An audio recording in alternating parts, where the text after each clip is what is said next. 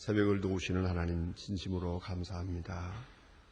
이렇게도 어수선하고 많은 문제가 계속 속출하는 어려운 세대에 살지만은 평안한 가운데서 우리는 어제 성탄 주일을 지키게 하시고 또 한밤을 쉬고 이렇게 건강한 몸으로 이른 새벽 주님 앞에 나왔습니다.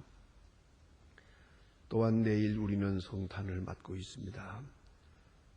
귀한 성탄 계절에 주를 찬송하고 마음대로 찬송을 부르며 성전에서 예배하고 하게 하시오니 진심으로 감사합니다.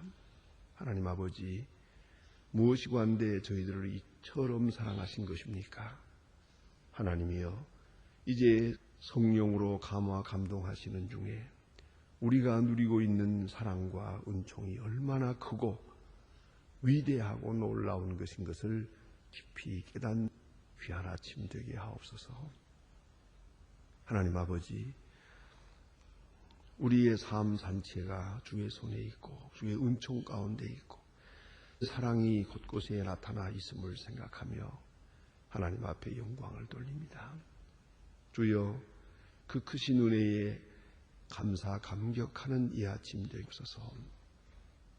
하나님 아버지, 그보다 더 귀한 것은 앞에 우리에게 주시기로 약속한 하나님의 나라와 주의 큰 언약을 생각하며 하나님 앞에 감사할 수 있는 그런 믿음도 허락하여 주시옵소서. 주님, 오늘도 함께 계셔서 동행하게 하시고 또한 이 성탄절에 그 성탄의 마음을 가슴에 깊이 담고 하나님께서 우리에게 원하시는 무엇인지를 생각하며 사랑의 사람, 섬기는 사람, 봉사하는 그런 사람으로 오늘도 살게 하여 주시옵소서. 자신을 기쁘게 하기보다 다른 사람을 기쁘게 하며 세상을 비판하기보다는 오히려 세상을 위하여 하나님 앞에 기도하며 하나님의 거룩하신 뜻이 이루어지기에 위하여 무엇인가 내가 해야 할 도리를 다할 수 있는 오늘 되게 하여 주시옵소서. 오늘도 하나님의 말씀이 바르게 땅끝까지 전해지게 하시고 이 말씀을 듣는 모든 사람의 마음이 열리고 중행함이 있게 하여 주시옵소서. 특별히 저희 교회로 하여금 교회된 본분을 다하게 하시고 참 교회의 모습을 보여줄 수 있고 참 교회 본세가 여실히 나타나는 은혜롭고 귀한 교회가 되게 하여 주시옵소서. 소망의 식구들 한 가정 그 기업 돌보아 주소서. 항상 은혜와 진리로 충만하게 하시옵소서. 또한 그 귀한 자손들에게 복을 주시사 수천까지 복을 주시마 하신 대로 계계승승 주님의 축복을 함께 누리게 하여 주시옵소서. 자비하신 주여, 이 나라를 돌보시고 이 민족에 계시옵소서. 주의 공의가 하수같이 흐르게 하시고 하늘의 영광 땅의 평화가 이 땅에 깃들게 하옵소서. 특별히 저희 나라의 모든 지도자들에게 은혜를 주시사 참 지도자가 되게 하시고 온민이 믿고 신뢰하고 따라갈 수 있는 존경받는 신뢰받을 수 있는 지도자들이 되게 하옵소서. 온 국나 되게 하시고 폭력과 사치와 그리고 방종을 다 버리고 그 게으름과 거짓을 버리고 진실하고 정직한 그리고 부지런한 백성들 되게 하옵소서. 하나님 아버지, 오늘도 크고 놀라운 능력을 더하사 저 북녘 땅에도 말을 주시옵소서. 금년에도 억압 속에서 성탄을 맞게 됩니다. 어떤 길로든지 성탄의 기쁨을 함께 누리게 하시고 그들의 마음 속에 그들의 생활 속에도 주의 평화가 있게 하옵소서. 우리가 그들을 위해서 봉사하는 일 아름답게 전달되어서 그리스도의 사랑을 함께 나누게 하옵소서.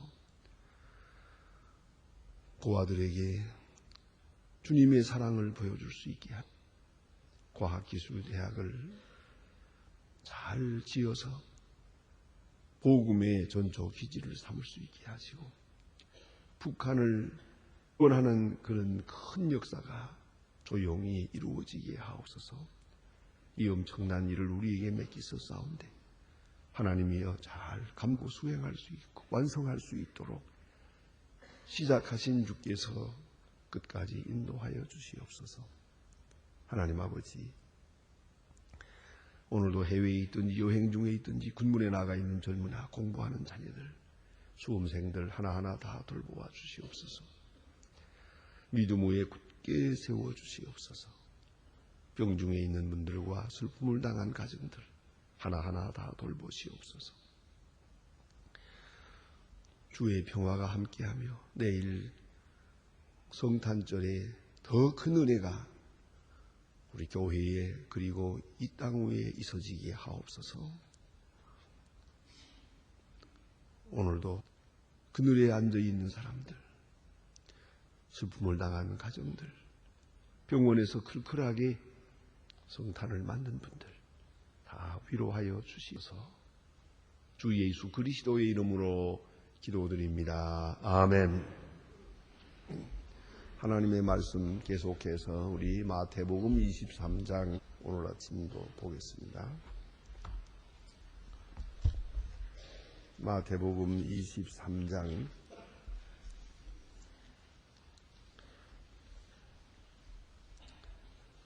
25절로부터 봅니다. 25절로부터 28절까지 보겠습니다. 25절로 28절까지 지금 찾으신 대로 다 같이 한 목소리로 봉독하시겠습니다. 화 있을진저 외식하는 서기관과 바리새인들이여 잔과 접의 겉은 깨끗이 하되 그 안에 있는 탐욕과 방탕으로 가득하는 보다 동경된 바리새교이나 너희는 먼저 안을 깨끗이 하라. 그리하면 그를 겉으로 깨끗하리라. 화 있을진저 외식기관과 바리새인들이여 회칠한 무덤 같으니 겉으로는 아름답게 보이나 그 안에는 죽은 사람의 뼈와 모든 더러운 것이 가득하도다. 그와 같이 너희도 겉으로는 사람에게 옳기고 안으로는 외식과 불법이 가득하도다. 아멘. 외식하는 대교인과 서기관에 대한 그런 비판과 또 개탄과 그런 심판하는 그런 말씀이 오늘도 계속되고 있습니다. 겉과 속 이렇게 생각해 보십시다. 그러면 아무리 생각해도 겉도 중요하고 속도 중요합니다. 뭐 겉볼 아니다 하는 말도 하지 않습니까? 하지만 역시 겉과 속 하면 속이 중요한 겁니다. 이제 사도 바울의 논조대로 보면은 그릇을 생각해 봅시다. 그릇이라는 건 겉을 말하는 것이고 그 안에 담긴 것은 속을 말하는 것입니다. 자, 겉과 속. 그러면은 그 뇌과 그릇을 생각합니다. 사도 바울은 이렇게 비유하고 있습니다. 고린도서에서 말씀하기를 부잣집에는 금그릇과 은그릇, 고그릇과 질그릇이 있다. 여러 종류의 그릇이 있다. 저마다 용도가 있습니다. 저마다 다 필요한 대로 쓰여집니다. 근데 오히려 귀한 것보다 천한 것이 쓰여진다 그랬어요. 사실 좀 천한 것이 많이 쓰여지지요. 귀한 것은 잘 모셔두고 집집마다 별로 사용하지 않습니다. 그런데 문제는 속입니다. 그래서 사도 바울이 이렇게 말합니다. 깨끗한 그릇은 쓰여진다. 아무리 큰 그릇이라도 금그릇이라도 그 속에 더러운 것이 담겼다면 그건 쓰여질 수가 없습니다. 아무리 보잘것없는 천한 질그릇이라도 깨끗하면 주인의 손에 의하여 쓰여진다. 그렇게 말씀하고 있습니다. 겉과 속은 속이 문제예요. 속이 사실은 목적입니다. 그것이 중심이요 그것이 내용입니다. 그렇다면 우리의 인격으로 보더라도 겉과 속, 겉사람과 속사람 한번 이렇게 비교해 보십시다. 예?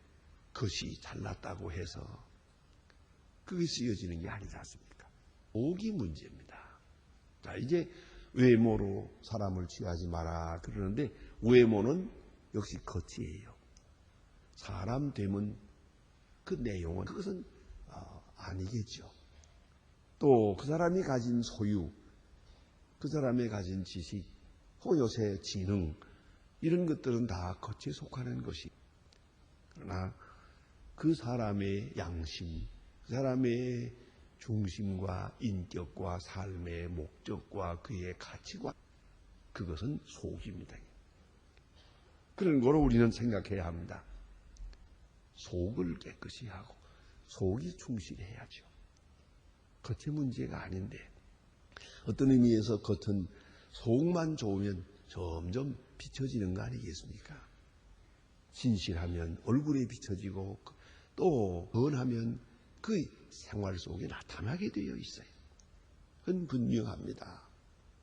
오랜 세월 흐르면서 점점 그렇게 바꾸어지는 것이. 자, 그러면 오늘 예수님께서 말씀하는 것은 외식하는 서기관과 바리새인들이요 대접의 겉은 깨끗이 하되, 자, 그릇을 놓고 대접이라는 것을 놓고 겉만 깨끗이 하고 속은 그 속에 더러운 것이 있다. 그리고 여기 분명히 말씀합니다. 이건 음식을 말하는 것이 아니에요. 그 안에는 탐욕과 방탕으로 가득하고, 탐욕과 방탕, 이거 더러운 것이죠. 탐욕, 방탕하는 마음, 이거 더러웁니다. 더러운 인격이 그 속에 있고 겉만 깨끗이 한다. 그래서 겉을 깨끗이 하고 좋은 옷을 입고 그리고 단열하고 그럽니다.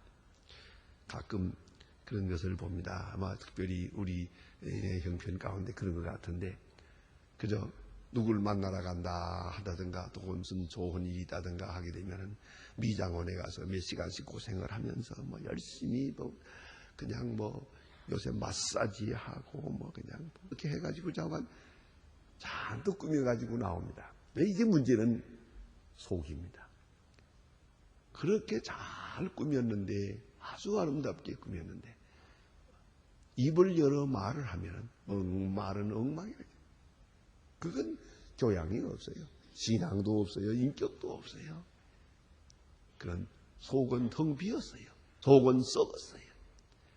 속에는 예수님 말씀대로 탐욕과 방탕으로 가득해요. 그리고 그건 잘 꾸몄어요. 사실 속이 시원치 않을 때 겉을 더 꾸리는 경우가 있어요. 그래서 거짓말은 수식어가 많아요. 거짓말은 설명이 길어요. 그것도 겉을 꾸미는 거예요. 속은 달리 있지 않습니까? 저는 언젠가 아주 오래전 얘기입니다. 남대문 통에 지나가는데 웬 이렇게 껌도 팔고 뭘 얻어먹는 아이예요. 그런데 웬 아주머니 하나를 붙들고 좀 돈 좀 주세요, 좀 도와주세요, 그러는 것 같아요. 껌을 하나 사주세요, 그러기도 하고. 그런데 이 아주머니가 거절을 했어요. 그랬더니 옷자락을 붙드는 거예요. 붙들면서 기어이 사달라고. 이렇게 조르니까 마지막에 획 돌아보면서 뭐라고 소리를 지르는 거 아니? 내가 창의인 줄 아냐? 그러더라고요. 내가 창의인 줄 아냐? 그래서 뿌리치는 걸 보았어요. 그런데 그때 딱 보니까 창녀 같더라고요. 다시 말하면 화장이 지나쳤더라고요. 그 몸가짐이 그렇게 비춰지더라고요. 여러분, 이 화장이라는 것도 사실 알고 보면 이게 위장 아닙니까? 주름살 있는 걸 없는 것처럼, 늙은 걸 안 늙은 것처럼, 그렇잖아요. 어차피 자관 이건 그건 위장인데, 그게 적당히 해야 속아 넘어가죠. 지나치면 그래가 안 된단 말이에요. 그런데 이 깨끗한 것과 위장은 다른 것이거든요. 청결함과 위장은 같은 게 아니에요.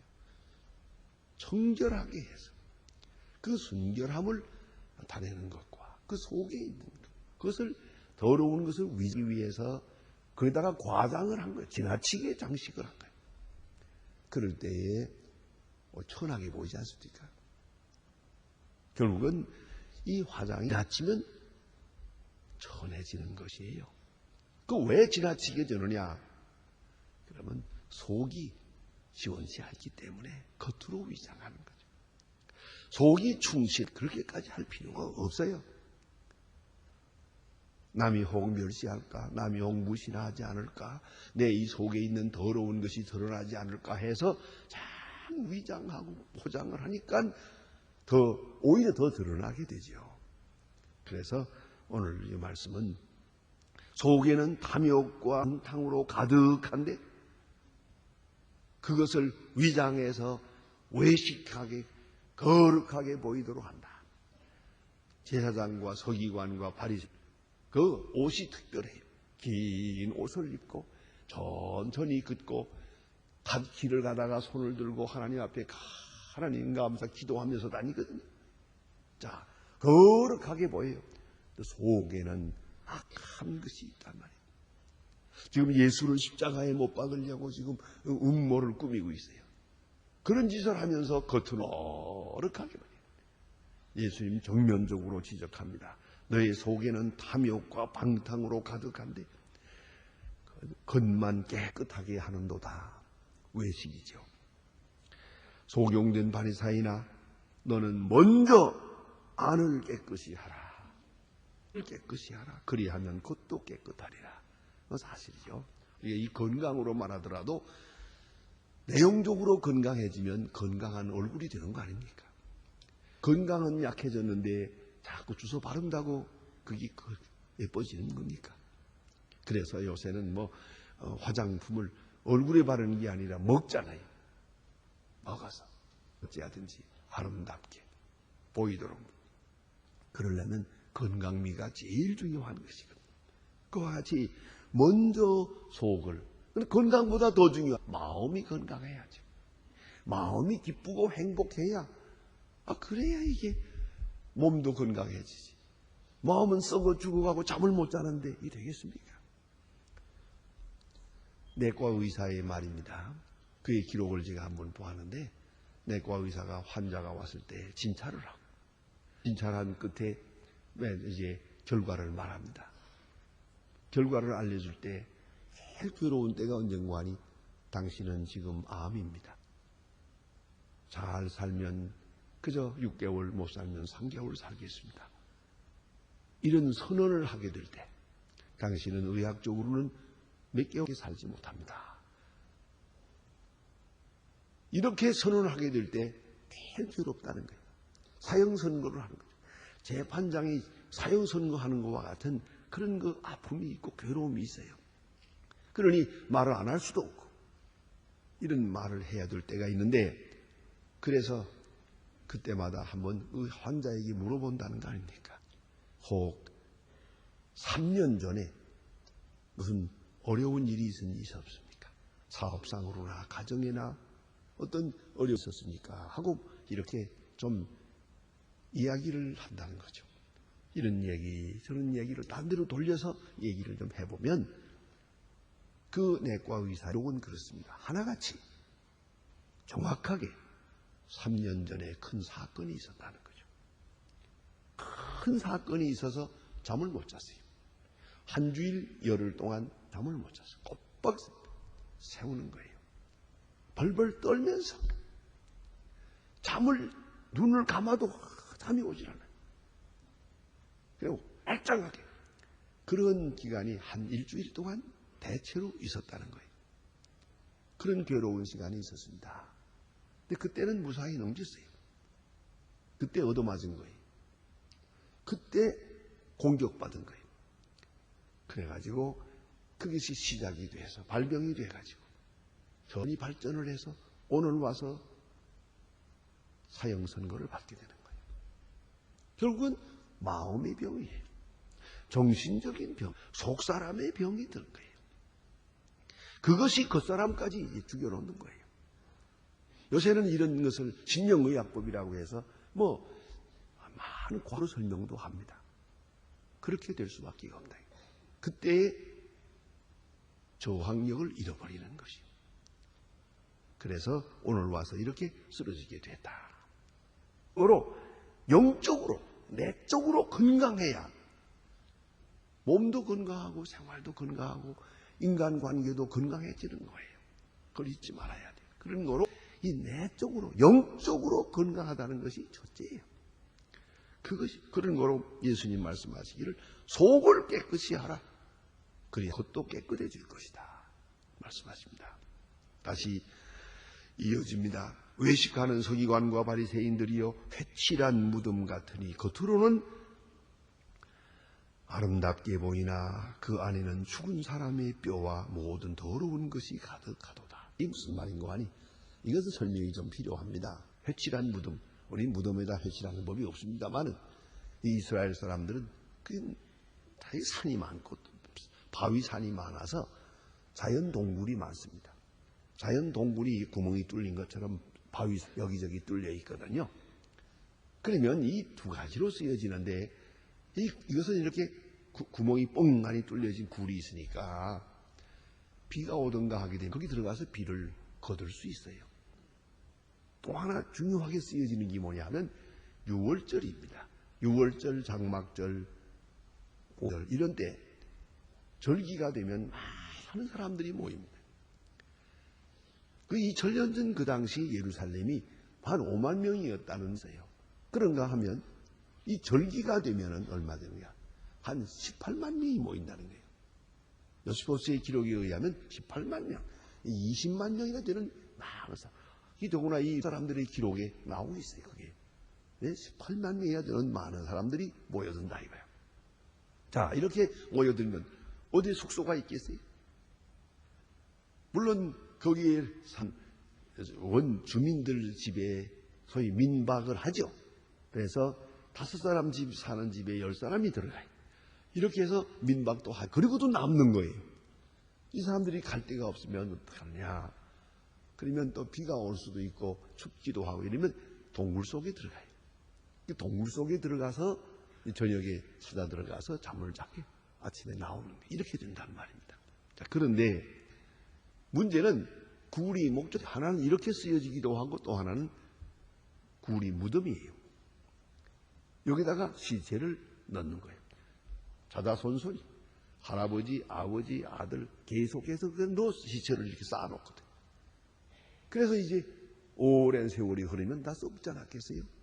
그러니까 무덤으로 쓰여지는 굴이 있고 무덤으로 쓰여지지 않은 굴이 있단 말입니다.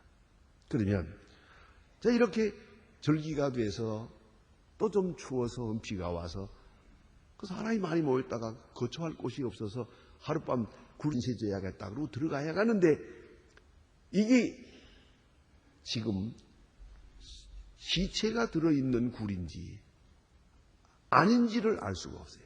근데 그 동네 사람들은 다 알죠. 하지만 외지에서 온 사람은 이걸 잘 구별하기가 어려워요. 그런 거로 이런 큰 절기 앞두고 무덤에다가 회칠하게 돼 있어요. 무덤 입구에다가 하얗게 이렇게 칠해요. 이건 무덤이다. 그런 거로 여기 들어 하룻밤 신세질 생각하지 마라.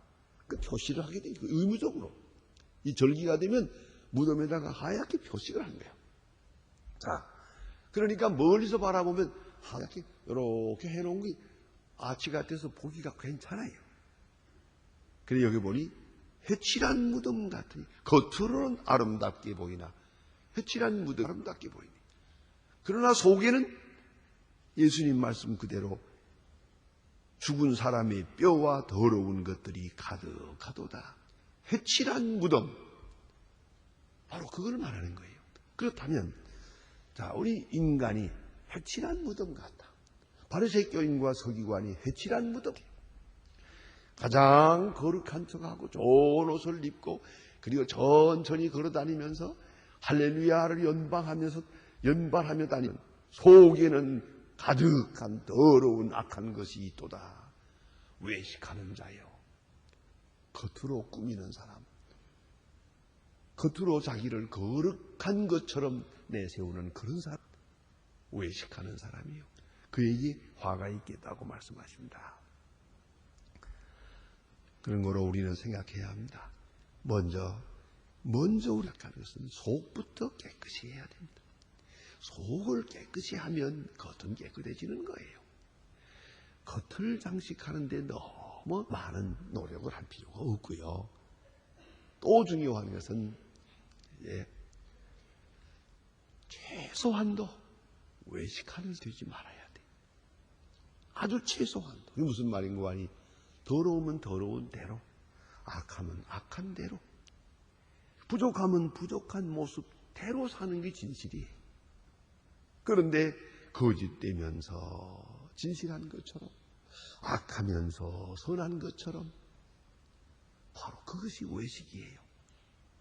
그것도 나의 부족함과 나의 더러움을 내가 인정하는 거예요. 그것은 바로 진실이에요. 여기는 소망이 있습니다. 그러나 거짓을 위장해서 거룩함으로 이렇게 꾸며놓고 외식하게 되면 이제는 회개할 길이 없어요. 회개할 길이 없으면 이것은 구원받지 못하는 것입니다. 이 점을 깊이 생각해야 합니다. 최소한도 찔해야 돼요. 진실이 먼저예요. 그런데 더러움에다가 플러스 알파 거짓을 더해요. 함에다가 거룩함을 더해요. 그러면 구제받을 수 없는 외식주의자가 되는 겁니다. 예수님께서 지금 이것을 책망하고 있는 거예요. 속은 더워서 겉은 깨끗하게 보이려고 하는 것. 사람에게 보이려고 하는 것. 문제는 이거죠. 사람의 양심도 속이고 사람도 속이려고 해요. 그러나 하나님은 속지 않아요. 하나님은 속일 수가 없어요. 그런 거로 말씀하십니다. 먼저 안을 깨끗이 하라. 그리하면 겉도 깨끗하리라. 먼저 안을 깨끗이 하라. 그리하면 겉도 깨끗하리라. 기도하십시다.